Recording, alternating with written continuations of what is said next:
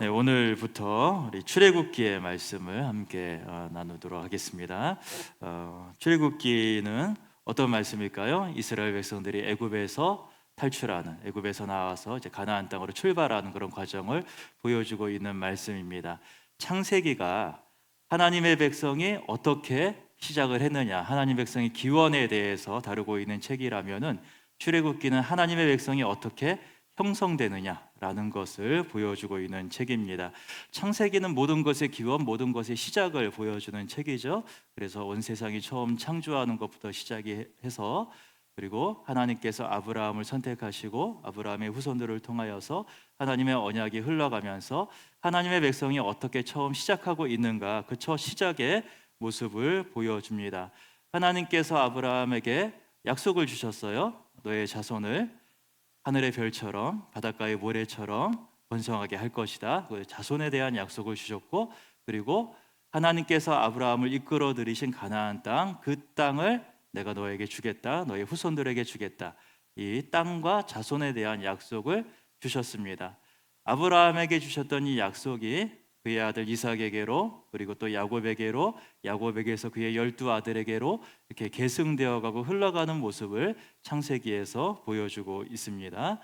그리고 나서 출애굽기에서는 하나님의 백성들이 애굽에서 번성하게 되고, 그 애굽에서 번성한 이 이스라엘 백성들이 고난과 고통 속에 노예 생활 속에 있다가 애굽을 빠져나가게 되면서 시내 산에서 하나님 앞에 언약을 맺으면서 이스라엘 민족으로, 하나님의 언약 백성으로 형성되어 가는 그런 모습을 출애굽기에서 보여주고 있습니다.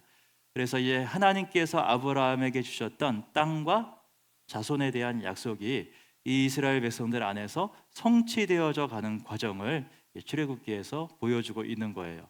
처음에 하나님께서 아브라함에게 땅과 자손에 대한 약속을 주셨을 때에, 사실 이 약속은 그 당시 아브라함의 입장에서 봤을 때는 이루어지는 것이 거의 불가능해 보였던 약속이었습니다.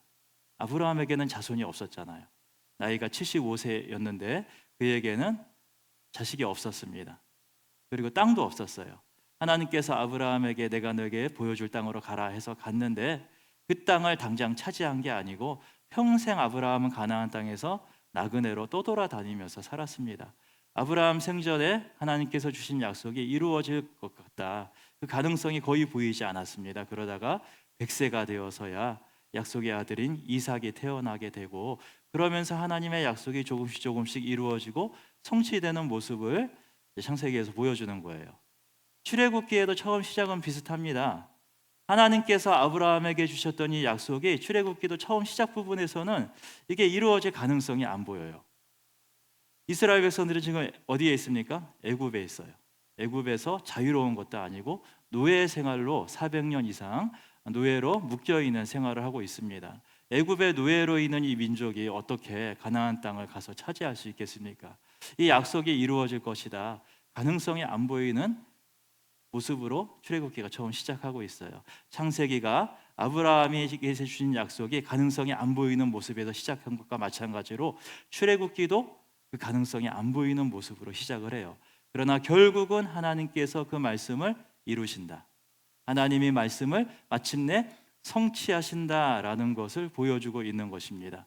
하나님이 이스라엘 백성들을 애굽에서 끌어내서까지 해서라도 그렇게 이 약속을 이루어 가신다라는 것입니다. 이 약속을 이루어 가시는 분이 누구십니까? 하나님이 이루어 가세요. 이스라엘 백성들이 이룬 것이 아닙니다. 하나님께서 이루게 하여 주신 것입니다. 하나님께서 주신 약속을, 그 말씀을 이루시고 성취하신다라는 것입니다. 지난 주일에도 그렇게 말씀을 나누었는데, 우리 마음속에 말씀의 씨앗이 뿌려졌는데 이 말씀의 씨앗이 실패합니까? 성공합니까? 성공합니다. 말씀은 실패하지 않습니다. 반드시 성공합니다. 왜 그렇습니까? 이것을 누가 이루시기 때문에? 하나님이 이루시기 때문에. 하나님께서 우리에게 뿌려주신 말씀을 반드시 30배, 60배, 100배 결실하게 하여 주실 줄로 믿습니다. 그 과정을 우리가 지금 살펴보고 있는 거예요. 역사 속에서 아브라함을 통해서 주셨던 그 약속이 창세기에서 이렇게 흘러가서 야곱 가족이 애굽으로 이주하는 데에서 이제 창세기가 마치게 되고, 그리고 이제 애굽에서 번성하게 된 이스라엘 백성들이 애굽을 빠져나와서 가나안 땅을 향해 가는 그 모습으로 출애굽기가 나아가고 있어요. 그래서 그 말씀이 반드시 이루어지고 성취된다. 이것을 우리가 출애굽기를 통해서 이제 보게 되는 것입니다. 출애굽기는 총 40장으로 되어 있어요. 그래서 출애굽기의 말씀을 40장 전체적으로 이렇게 살펴보게 되면은 이런 식으로 이제 구분을 할 수가 있습니다. 1장부터 14장까지는 애굽을 탈출하는 이야기예요. 하나님께서 모세를 부르시고 모세를 통하여서 애굽을 10개의 재앙으로 치시면서 애굽을 빠져나가고 홍해를 건너는 장면까지 14장까지 애굽을 빠져나가는 이야기가 나오고 있고요. 15장에서부터 18장까지는 홍해를 건넌 다음에 시내산까지 가는 여정이 나오고 있습니다. 그리고 19장부터 24장까지에서는 모세가 시내산에 올라가서 하나님께로부터 여러 가지 언약들을 받는 이야기가 나오고, 그리고 25장부터 31장까지는 하나님께서 성막을 만들도록 하기 위해서 성막에 대해서 어떻게 만들어야 될지, 성막에 대한 여러 지침들, 성막의 설계도를 주시는 그런 내용들이 나오고 있습니다. 그런데 이 모세가 시내산에서 이렇게 하나님의 언약을 받는 동안에 이 시내산 밑에 이스라엘 백성들은 뭐 하고 있습니까? 금송아지 우상을 만들고 있었어요. 그래서 32장부터 34장까지는 금송아지 우상에 대한 이야기, 그리고 35장부터 40장까지는 이제 하나님 주신 말씀대로 성막을 만들어서 성막을 이제 완공하는 이야기가 이렇게 이어지게 됩니다. 출애굽기 이제 구조를 쭉 보게 되면은 첫 부분 1장부터 해서 18장까지는 출애굽 이야기예요. 이스라엘 백성들이 애굽을 빠져나가는 그런 이야기들이 주로 이루어지고 있어요. 그리고 뒷부분에도 보게 되면은 32장부터 40장까지도 이야기예요. 금송아지 우상을 만들고 성막을 만드는 이야기들이 나오고 있어요. 그러면 가운데 부분에 있는 것이 무엇입니까? 율법에 대한 이야기가 나옵니다. 이스라엘 백성들이 시내산에 도착해서 모세가 시내산에 올라가서 하나님께로부터 율법을 받는, 언약을 받는 그런 내용들이 나오고 있어요. 이거는 이야기가 아니고 율법 조항들이 쭉 나오고 있는 거예요. 여기는 십계명도 나오고 또 하나님 앞에서 지켜야 될 여러 율법들이 쭉 나오고 있습니다. 출애굽기의 핵심은 무엇일까요? 한가운데 있는 율법이라는 것입니다. 이게 모세오경의 구조하고 똑같아요. 모세오경이 전체 5권으로 되어 있습니다. 어떻게? 첫 번째가 창세기, 두 번째가 출애굽기, 세 번째가 레위기, 네 번째 민수기, 다섯 번째 신명기, 이렇게 5권의 구조로 되어 있는데 이 한가운데 있는 책이 무엇입니까? 레위기예요. 모세오경의 한가운데에는 레위기가 있습니다. 레위기는 어떤 책입니까? 제사 규정과 또 하나님 앞에서 어떻게 거룩함을 지켜가야 되는 그런 율법에 대한 내용들이 들어가 있어요. 모세오경에서도 가장 핵심은 레위기다. 하나님 앞에서 지켜야 될 그런 율법들이 가장 핵심적인 내용이다. 출애굽기도 마찬가지로 그 핵심에는 율법이 들어있다. 하나님 앞에서 우리가 어떻게 이 말씀들을 지키며 살아갈 것인가, 그런 내용들이 그 핵심을 이루고 있다라는 것을 이 출애굽기 구조를 통해서 우리가 좀 확인할 수 있는 부분입니다. 그리고 전체적인 흐름을 보게 되면은 출애굽기는 하나님의 부재로부터 시작을 해서 마지막에는 하나님의 임재로 끝나는 이야기입니다. 출애굽기를 처음 시작하는 부분에서 이스라엘 백성들은 노예로 살고 있어요. 애굽에서 고난을 당하고 고통을 당하고 하나님께 부르짖고 그런 고난을 당하고 있습니다.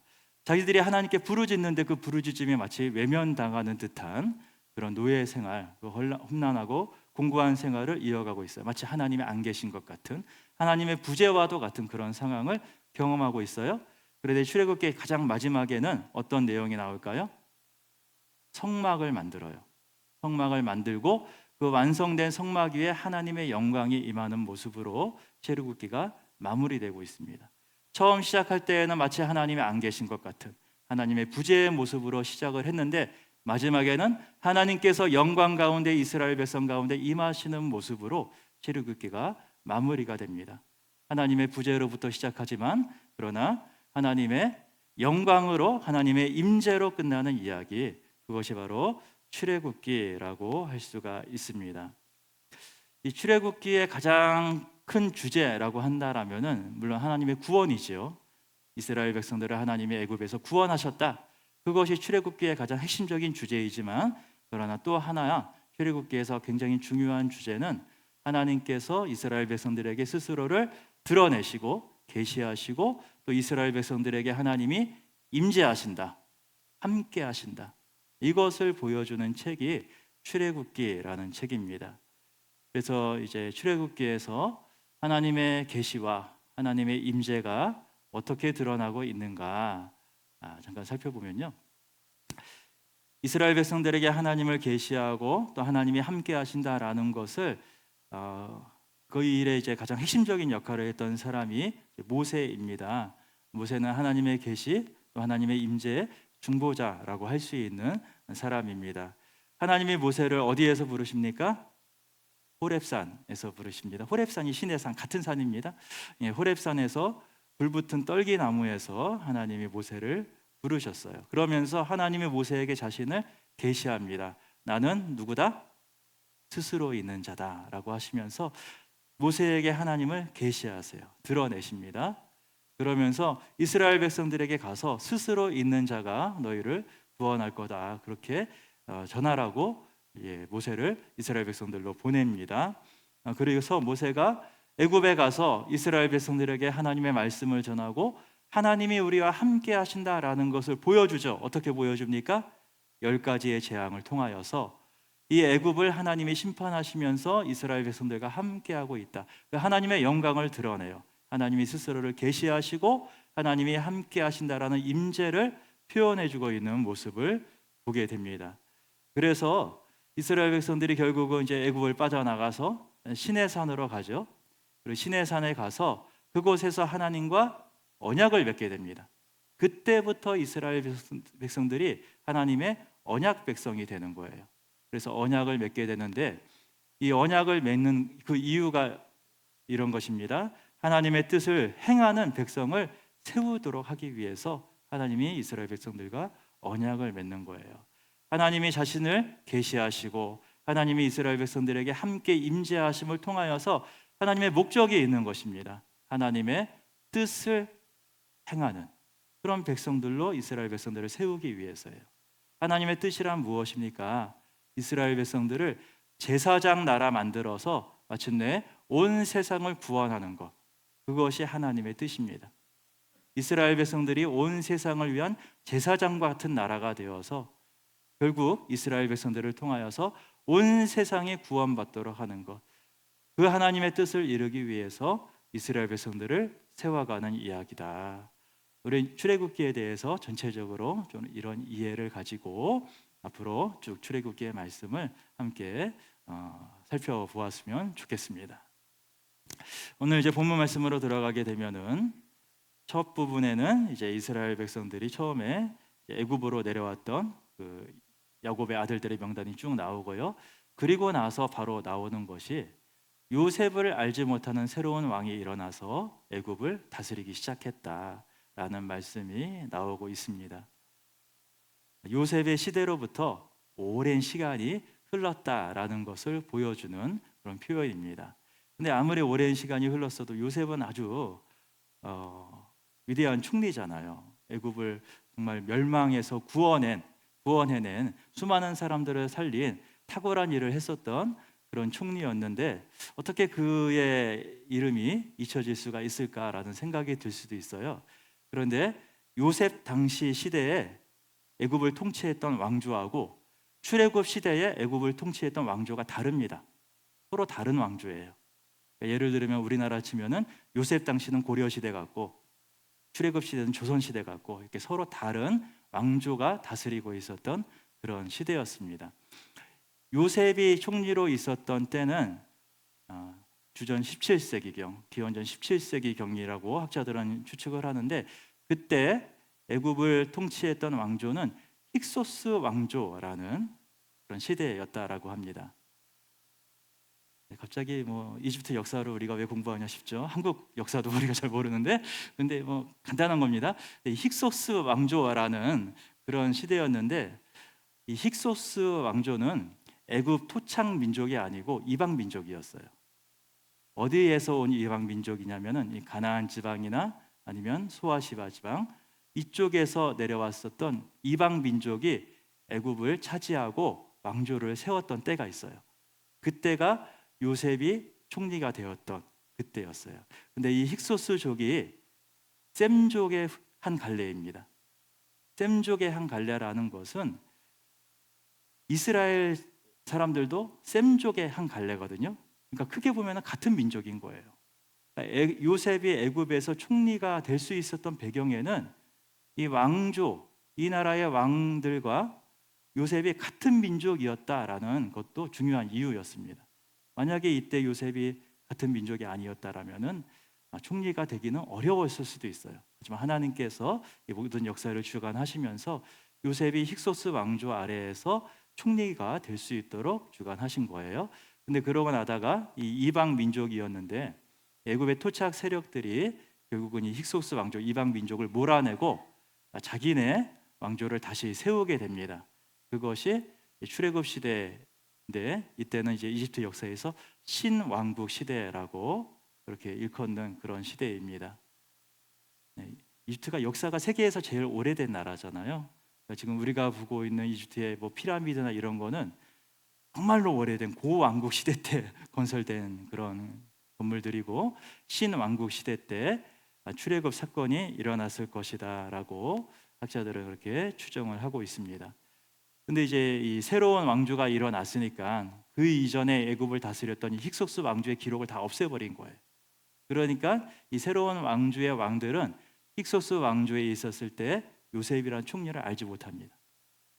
그래서 요셉을 알지 못하는 새로운 왕들이 애굽을 다스리고 있었던 것입니다.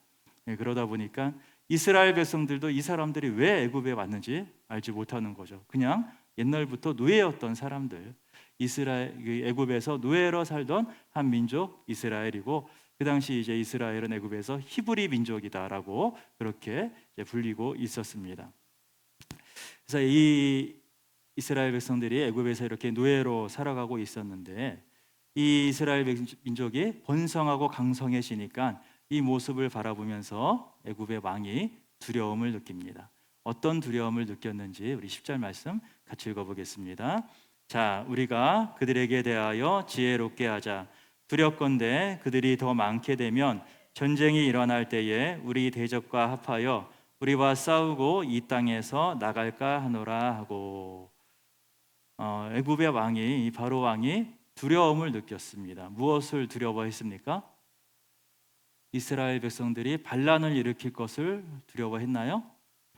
그거 안 두려워했어요. 핵심적으로 두려워했던 것은 저들이 이 땅에서 나갈까 하노라. 이스라엘 백성들이 애굽을 떠나갈까? 이게 두려웠어요. 이스라엘 백성들은 애굽에서 이 당시에 아주 핵심적인 역할을 했던 사람들입니다. 노예들이었어요. 노예는 노동력을 제공하는 사람들입니다. 농사짓고 건축하고 이런 일들을 다 했던 사람들이 노예들이에요. 이런 노예들이 떠나간다 그러면은 애굽의 생산 체제가 무너져 내리는 거예요. 애굽이란 나라가 지탱될 수 없는 그런 상황이 되는 것입니다. 그래서 이스라엘 백성들이 떠나는 것이 두렵다. 어떤 연유가 됐든지 간에 이스라엘 백성들이 애굽을 떠나는 것이 애굽의 통치자인 바로 왕의 입장에서는 가장 두려웠던 일입니다. 그게 좀 이상하죠. 이 사람들이 떠나는 것이 두려우면 못 떠나게 좀 잘해줘야 될 거 아니에요? 잘해줘야지 안 떠나지. 근데 잘해주지 않고 오히려 더 가혹하게 대합니다. 오히려 더 잔인하고 가혹하게 노역을 시키게 되는 것이죠. 왜 그렇겠습니까? 이 사람들이 잘해주게 되면은 떠나지 말게 잘해주게 되면은 노예들의 권리가 신장이 돼요. 그러면은 결국 노예들이 자신들의 기득권을 위협하게 될 것입니다. 그렇기 때문에 이것을 잘해줄 수가 없는 거예요. 결국 이 애굽의 왕이 두려워했던 것은 자기들의 기득권을 잃게 될 것. 이것이 두려웠던 것입니다. 지금 우리들이 너무도 좋은 세상 누리고 있는데 노예들이 떠나가면은 우리가 누리고 있는 좋은 세상 못 누리게 될 것 같고 그렇다고 노예들에게 잘해 주었다가는 이 노예들이 건방져져서 대들 것 같고 그러니까 자기들이 누리고 있는 이 기득권 이것을 잃고 싶지 않다. 이것을 잃어버리는 것이 두렵다. 애굽의 왕이 하고 있는 얘기가 그런 얘기인 겁니다. 그래서 이 애굽의 바로 왕이 선택한 것은 이스라엘 백성들을 더 가혹하게 대하는 것입니다. 자기들을 두렵게 만드는 거예요. 애굽의 왕이 두려워서, 애굽의 기득권 세력이 두려워서 딴 생각하지 못하도록 만들게 하는 것. 그래서 더 가혹하게 대하고, 그래서 더 강제적으로 노동을 시키고, 그렇게 만듭니다. 자기들을 두렵게, 애굽의 이 통치 세력을 두렵게 하는 마음을 이스라엘 백성들에게 심어 주려고 했었던 것입니다. 여러분, 이게 세상의 두려움이에요. 세상이 우리에게 주는 두려움은 모두 다 이런 것입니다. 이 세상의 기득권 세력들, 세상의 통치 세력들, 세상의 악한 권세들, 거기에 그것을 두렵게 만들어요. 그래서 진짜 두려운 것이 무엇인지를 제대로 바라보지 못하도록 만드는 것이 이 세상이 주는 두려움의 모습입니다. 세상이 우리에게 두려움을 주는 것들이 참 많이 있습니다. 가장 두려운 게 뭡니까? 건강에 대해서 두려워하시죠? 네, 건강을 잃을까 봐 두렵습니다. 경제적인 것에 대해서 우리는 항상 두려움이 있어요. 경제적인 기반이 흔들리는 것에 대해서 두려움 다 가지시잖아요. 안 가지신 분은 아마 없을 것 같아요. 그런 문제들을 항상 우리는 두렵습니다. 알 수 없는 미래에 대한 두려움, 우리는 항상 갖고 있는 거예요. 세상은 항상 우리를 그렇게 두렵게 만들고, 그런 두려움들로 우리를 겹겹이 포위를 해서 그 두려움 속에 스스로 우리가 땅만 바라보고 살도록 만드는 것이 이 세상 권세의 통치 방법입니다. 진짜 두려워해야 할 대상을 바라보지 못하게 하는 거예요. 이때 이 두려움에 맞서는 용기를 가진 사람들이 있었어요. 두 명의 산파들이 나옵니다. 시브라 그리고 부하라는 두 명의 산파가 나오는데, 애굽의 왕이 이 산파들에게 이런 명령을 내립니다. 너희는 히브리 여인을 위해서 해산을 돕다가 태어난 아이가 아들이면은 죽이고 딸이면 살려둬라. 남자 아이는 죽이라라는 명령을 내려요. 이 명령은 아주 잔혹한 명령입니다. 그리고 이 명령은 비밀스럽게 내린 은밀한 명령이었어요. 아무리 애굽의 왕이라고 해도 태어나자마자 남자아이를 죽이라라는 명령은, 그거는 이제 공개적으로 쉽게 하기 어려운 명령이었던 것 같아요. 그래서 이 산파들에게만 조심스럽게 비밀스럽게 이 명령을 내립니다. 그런데 이 산파들이 애굽 왕이 내린 명령 갖고서 어떻게 합니까? 이 명령을 따릅니까? 따르지 않습니까? 따르지 않습니다. 왜 따르지 않습니까? 그 이유를 17절에서 이렇게 말씀합니다. 같이 읽어보겠습니다. 그러나 산파들이 하나님을 두려워하여 애굽 왕의 명령을 어기고 남자 아기들을 살린지라. 왜 이 명령을 어겼습니까? 하나님을 두려워했기 때문에. 이 세상의 두려움, 애굽의 왕이라는 두려움, 그것보다 더 큰 두려움이 있었다라는 것입니다. 온 세상을 창조하시고 통치하시는 온 땅의 왕이 되시는 하나님, 그분을 이 산파들이 두려워했다라는 거예요. 진짜 두려워할 대상이 누구인지 이 여인들은 알고 있었던 것입니다. 그래서 하나님을 두려워해서 생명의 주인이신 하나님 앞에서 생명을 끊어놓는 일 우리는 절대로 그것만큼은 못하겠다. 그러면서 애굽 왕의 명령을 거역했다라는 것입니다. 세상이 주는 가짜 두려움들이 있습니다. 많은 염려와 걱정으로 우리 안에 두려움을 안겨주는데, 그런 가짜 두려움들은 진짜 두려워할 대상이 누구인지를 정확하게 알게 될 때에 사라질 줄도 믿습니다. 우리가 진짜 두려워할 대상, 살아계신 하나님, 온 땅의 통치자이신 생명의 주인이신 여호와 하나님 한 분뿐인 줄로 믿습니다. 이 하나님께서 주시는 은혜가 우리를 두려움을 이기게 합니다. 이 세상이 주는 두려움은 우리 심령과 우리 안전에 대해서 두려움을 주지요. 그런데 하나님에 대한 두려움은 그것을 아득히 뛰어넘는 두려움이에요. 말로 표현할 수 없는 영적인 두려움, 우리가 경외함이라고 표현할 수 있는, 말로 표현하기 어려운 그런 영적인 진정한 두려움을 하나님은 우리에게 안겨주십니다. 이 영원하신 하나님을 바라보면서 그 앞에 섰을 때에, 이 하나님 앞에서 진짜 두려움을 우리가 경험하게 될 때에 이 세상의 가짜 두려움을 이겨갈 수가 있는 것입니다. 세상의 권세가 나를 위협하고 나의 신변의 안전을 위협했을 때 우리는 하나님을 두려워하면서 올바른 길을 선택할 수 있겠습니까? 예, 자신 있게 해주시는데요. 근데 이런 생각이 들어요. 만약에 나 혼자라면은 어떻게든 할 수 있을 것 같은데 내 식구들 생각하면 좀 고민이 되시죠. 나 때문에 내 식구들이나 다른 사람들이 고통을 당할 수도 있다. 힘든 일 당할 수도 있다. 그런 생각하면은 마음이 좀 흔들리는 것도 같습니다. 그렇지 않습니까? 내가 혼자 좀 고난 당하고 어려운 일 당하더라도 하나님 앞에서 내가 정직하게 살겠다. 그런 생각은 할 수가 있지만 그러나 나 혼자 잘 살다고 하려다가 괜히 엄한 사람도 힘들게 하는 것이 아닐까.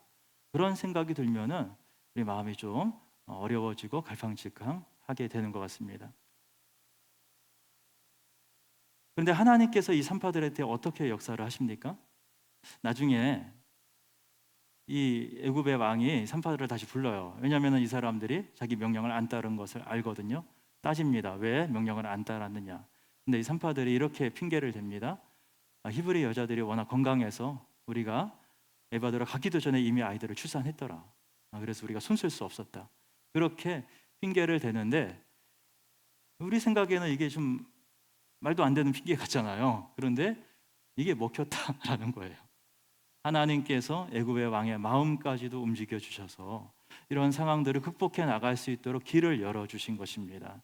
그러면서 결국 이들에게 어떤 은혜를 내려 주시는지 우리 21절 같이 읽습니다. 그 산파들은 하나님을 경외하였으므로 하나님이 그들의 집안을 흥왕하게 하신지라. 21절에서 이 하나님을 경외했다라는 말은 이 앞에서 이 여인들이 하나님을 두려워했다라는 거하고 원문에서는 같은 단어예요. 하나님을 두려워했기 때문에 하나님이 그들의 집안을 어떻게 했다고요? 흥왕하게 하여 주셨다라고 말씀을 하고 있는 것입니다. 나 혼자라면 어떻게든 감당할 수 있을 것 같은데 우리 식구들, 우리 집안 사람들이 나로 인해서 고통과 어려움을 당하면 어떻게 하나 우리 염려가 됩니다. 그런데 하나님은 이렇게 역사하시는 거예요. 그 여인뿐만 아니고 그 여인의 집안까지도 흥왕하게 하시는 놀라운 은혜를 베풀어 주셨다라는 것입니다. 이 은혜가 오늘도 우리에게 동일하게 임할 줄로 믿습니다. 우리가 하나님 앞에서 우리가 두려워할 대상 오직 하나님 한 분만을 두려워하며 살아갈 때에 내가 그렇게 하나님을 두려워하며 살아간다면은 나로 인하여서 하나님께서 우리 식구들과 우리 집안까지도 은혜를 베풀어 주실 줄로 믿습니다. 그렇기 때문에 우리는 하나님을 두려워하면서 믿음 안에서 정직하게 살아가야만 하는 것입니다. 내가 그렇게 올바르게 살아가게 될 때에 나의 식구들이, 나의 주변 사람들이 나로 인하여서 하나님의 은혜를 누리게 되는 축복이 임하게 될 줄로 믿습니다. 특별히 이렇게 하나님을 두려워했던 사람들이 힘없는 여인이었다라는 것이 굉장히 인상적이에요. 애굽의 왕이 명령을 하는데 감히 이 산파 두 사람이 왕의 명령을 거역하고 하나님을 두려워하면서 믿음을 지켜가는 모습이 너무도 놀랍지 않습니까? 여인이 아니고 남자였다라면 어땠을까? 남자들도 이렇게 잘했을까? 그런 생각이 언뜻 들기도 합니다. 그런데 이 출애굽기 초반에 보게 되면은 여인들의 믿음이 참 대단해요. 출애굽기 1장에서는 이 두 명의 산파 이야기가 나왔고 2장 넘어가면은 누가 나옵니까? 모세의 어머니 이야기. 요게벳이라는 여인이 나와요. 그 여인이 남자아이들은 다 죽이라는 애굽의 명령을 알고서도 모세를 숨겨서 3개월 동안 기릅니다. 그런 여인의 믿음, 그리고 결국 어쩔 수 없이 아이를 더 이상 숨길 수 없어서 갈대의 상자에 담아서 나일강에 띄어보내는데 이 갈대 상자가 강을 따라 흘러가는데 그것을 쫓아간 사람이 있었어요. 누가 쫓아갔습니까? 모세의 누이 미리암이 쫓아갔어요. 이런 여인들의 믿음의 이야기가 출애굽기의 앞부분을 장식하고 있습니다. 애굽의 왕이라는 절대 권력을 갖고 있던 사람이 엄하게 명령을 내렸는데 이 엄한 명령 앞에서 하나님을 두려워하면서 믿음을 지켜갔던 사람들이 가장 힘없는 여인들이었다. 그 여인들을 통하여서 모세라는 위대한 인물이 하나님 앞에 세워질 수가 있었다라는 것을 출애굽기는 우리에게 처음부터 말씀을 하고 있는 것입니다. 우리가 하나님 앞에서 하나님을 두려워하는 마음으로 살아가게 될 때에 우리의 작은 믿음이 지금은 작아 보일지 모르겠지만 그러나 놀라운 결실을 맺게 될 줄로 믿습니다. 작은 씨앗이 땅에 떨어졌을 때에 30배, 60배, 100배의 결실을 맺게 되는 것처럼 우리가 오늘 선택하는 작은 믿음의 행동 하나하나가 나중에는 상상할 수 없는 놀랍고 위대한 일들을 이루게 될 줄로 믿습니다. 우리 지난 주일에 교사 헌신 예배를 드리면서 우리 근속 교사분들에게 시상을 좀 했습니다. 10년 이상 교사로 근속하셨고 20년 이상 교사로 근속하셨고 그런 분들에게 오랜 시간 교사로 섬겨왔던 것을 감사하면서 이렇게 축하하고 시상하는 시간을 가졌습니다. 이렇게 교사분들을 시상을 하기도 했지만 한편으로는 좀 죄송한 마음이 있어요. 교사분들뿐만이 아니고 교회 또 다른 곳에서 또 보이지 않는 곳에서 10년, 20년 그것보다 더 오랜 시간 애써갖고 수고하고 섬겨하셨던 분들도 너무도 많이 계신데 그분들 한 분 한 분 다 이렇게 축하해드리고 세워드리지 못한 부분에 있어서는 안타깝고 또 아쉬운 마음도 있습니다. 하나님은 아실 줄 믿습니다. 하나님께서 더 귀한 것들로 놀라운 은혜로 채워주실 줄로 믿어요. 지금까지 교회에서 남들은 알아주지 않는 그 보이지 않는 곳에서 애쓰고 수고해왔는 그 모든 것들, 그 뿌려왔던 씨앗들이 보기에는 작아 보일지 몰라도 그것들이 지금까지 계속해서 열매 맺어간 줄로 믿습니다. 또 앞으로도 놀라운 열매들을 맺어갈 줄로 믿습니다. 우리는 그것을 기대합시다. 우리가 지금 행하는 작은 믿음의 행동들 하나하나가 우리는 지금은 알 수 없지만 그러나 하나님의 인도하심 속에서 우리가 두려워할 유일하신 분, 한 분 하나님의 섭리 안에서 놀라운 결실로 마침내 우리에게 다가오는 귀한 은혜 다들 누리시는 성도님들 되시기를 주님 이름으로 축복합니다. 거룩하신 아버지 하나님, 주님의 은혜로 우리들을 사용하셔서 하나님의 뜻을 행하게 하시고 하나님의 뜻 가운데서 귀한 열매를 맺어지고 또 귀한 결실을 맺게 하여 주시는 줄로 믿습니다. 하나님, 우리가 이 세상 두려워하지 아니하고 하나님 한 분만을 두려워하는 믿음의 삶을 살아가게 하여 주시옵소서. 세상은 우리에게 가짜 두려움을 안겨주지만 그러나 진짜 우리가 두려워할 분 오직 살아계신 하나님 한 분이신 줄로 고백하면서 하나님 앞에서 온전한 믿음으로 살아갈 수 있는 저희들 될 수 있도록 은혜를 더하여 주시고 오늘 우리가 살아가는 작은 믿음의 행동 하나하나가 우리는 알 수 없지만 놀랍고 위대한 하나님의 역사를 이루어가는 그 씨앗이 될 것을 고백하면서 멈추지 않고 믿음으로 살아갈 수 있는 저희들 될 수 있도록 힘을 더하여 주시옵소서. 예수님의 이름으로 기도드리옵나이다. 아멘.